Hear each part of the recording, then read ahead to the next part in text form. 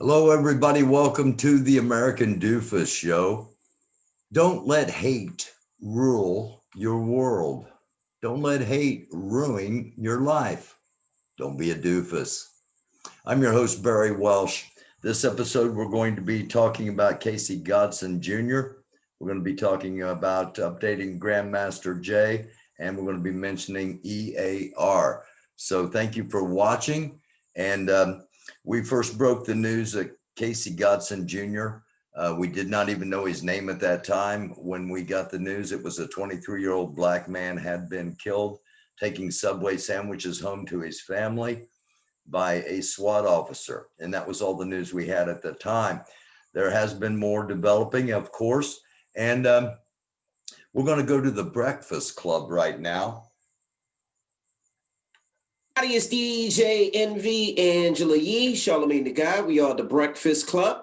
Now, this is where we do front page news, but we have some special guests joining us this morning. Some guests I wish we weren't interviewing under these circumstances. Absolutely. About a situation which we'll let them explain. We have Tamala Payne and attorney Sean Walton on the line. Good morning. Good morning. Thanks for having us. Good morning. Good morning. We reported a story yesterday, and we also seen, I believe, a family member called in yesterday morning, and when we tried to click to the call, I believe the phone got disconnected or they hung up. So tell us what's going on and what happened. Yeah. Again, thanks for having us. I mean, we understand this platform and this opportunity to tell, Casey's story, and we don't take that for granted. So obviously in the news, the police has put out a narrative that Casey drove by waving a gun.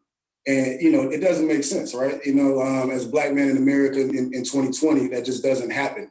And so that was already a cause for concern. But what they didn't tell us was that Casey was actually executed walking inside of his home.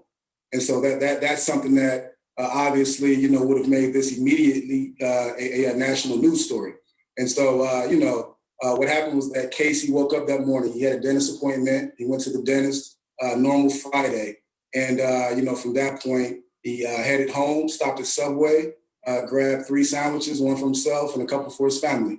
And at that point, he parked in front of his house, walked across his yard, started to go into his side door. And at some point, as that side door was open, there was an altercation with the deputy. And by altercation, I mean the family heard 3 gunshots and saw Casey fall into his kitchen. And at that point, his toddler brother, his 5-year-old brother, started screaming. His 3-year-old cousin started screaming, and his 72-year-old grandmother came into the kitchen and saw her baby on the kitchen floor in a pool of blood, Subway line next to him. And so that's the story. That a man was executed walking into his own home. It was not that a man was waving a gun. And it's important to note that since that initial story, that police account has changed. It's now that he was witnessed with a gun. Right. And so we have a case where a black man with a concealed carry permit in a state that allows you to openly carry a weapon was witnessed with a gun and was executed walking into his own home. And that's all that we have at this point, because that deputy, Jason Meade, has not made any statement about exactly what happened and what he did. So did he have a gun? Did they find a gun, or there was no weapon? They said that they found a weapon, and it wouldn't be a surprise to the family because Casey was very passionate about guns, and he took the step of getting his concealed carry permit. But he also, at the same time, I was very adamant with his family about gun safety and never having a gun illegally. So they say that they recovered a gun, but all the family saw was the Subway there and Casey on the floor, dying. Did they also say that he was not the person that they were looking for? I remember reading that somewhere. Exactly, and so that deputy was there for some fugitive task force, but Casey never had any encounters with the law. Casey was not a suspect in any way, and they did clarify that from the beginning. So it's not a situation where there was a mistaken identity. This was flat out an execution of an innocent man walking into his home after a dentist appointment. And he was shot in the back. Yeah, that's our belief. Unfortunately, we have not had any access to the body. Casey's family has not been able to see Casey since this incident. But what we do know is that Casey's keys were still in the door. Casey he had a Mickey Mouse emblem on those keys, and those keys were hanging in the door even after the shooting. And so, he's walking in. There are 3 bullet holes in this metal screen door, and what we know is that this was an execution, and this should not have happened in any way, shape, or form. Hold on, so Tamala, we got to send you positive energy, love, and healing energy right now, because I see you going through it.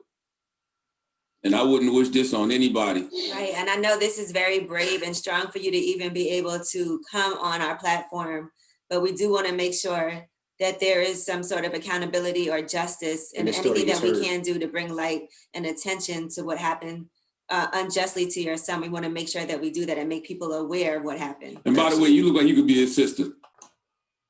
That was the attorney for the family of Casey Goodson Jr. For that interview, it's in its entirety. Please go to the Breakfast Club and watch that interview. It's in its entirety.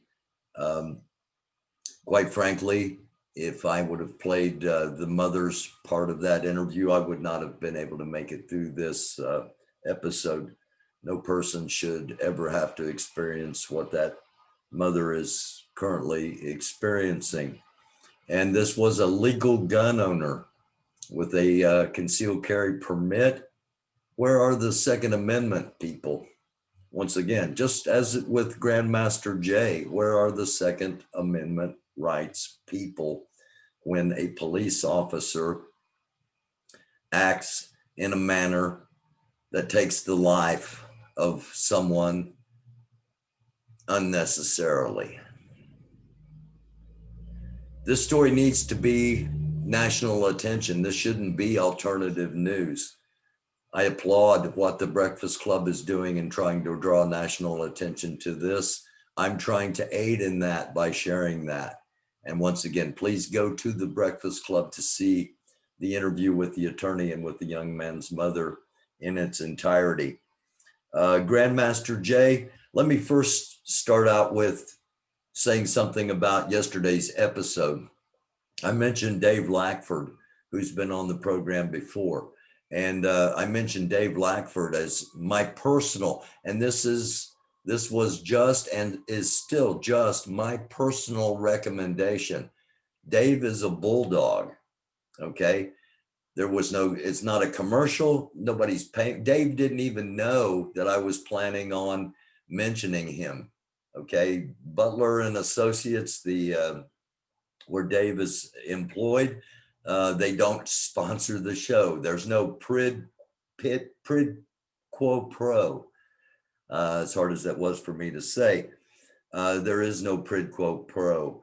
It is just my personal opinion that Dave's a bulldog and you want somebody fighting for you if you're Grandmaster Jay. And if you're a supporter of Grandmaster Jay, you want somebody fighting for him. Dave's in Kentucky, and there are state and federal charges. Dave's also has jurisdiction in federal court. That's why I mentioned Dave as a possible attorney for Grandmaster Jay. I personally wouldn't want to trust a public defender, a federal public defender in such a situation. Grandmaster Jay is facing 5 counts of wanton endangerment. Also, the cases are running concurrent. I might mention the state and federal cases can run concurrent. They can run state and federal at the same time. 5 counts of wanton endangerment. Wanton endangerment was the only charge that came out of the Breonna Taylor case. Absolutely no charges against anyone for firing fatal shots into an innocent woman. And that's why legal defense, especially in criminal cases, that's why legal defense is incredibly, incredibly important. I want to read a couple of emails here real quick before we close. This is from a viewer. Hi there, I listened to your show for the first time yesterday and decided to subscribe. After listening to your review today, I just wanted to thank you for your unbiased review of Grandmaster Jay. I don't know him personally either. However, I do like his effort to fight for equality and unity for people of color. I'll keep listening to you. Keep up the great job. Thank you very much. You know who you are that sent that. And I do thank you. And I do thank you for subscribing. And I do thank you for watching. Thank everybody for subscribing. And if you haven't, please consider subscribing, liking, and sharing the program. One more email. And this is from someone that I haven't heard from in a while that's been viewing the show for a long time. Thank you for the breaking news update and airing the radio interview. I've been watching from a distance. No more traveling, and we can now see how vital it is to stay under the radar. I'm not surprised by this happening. It was just more a matter of when. Of course, they were coming to silence Grandmaster Jay. However, the movement is strong and will survive his current situation. He has built leaders from students by giving wisdom and knowledge where it was lacking. When tested, true disciples tend to stay loyal. We will see the grain shifted at this point. Those that believe in his vision and his ability to carry it out will dig in, and those here for the moment, but not the movement, will move on. Tell me more about E.A.R. I may be interested in helping. I'm also interested to see the transition of leadership in January and what that will look like for boots on the ground. As always, thank you for your reporting and keeping it real. The world needs more berries. That's from my old friend, Bob Smith. And I thank you, Bob, for those of you that have been watching the program for a long time. You know that Bob's contributed on numerous occasions and very valuable information.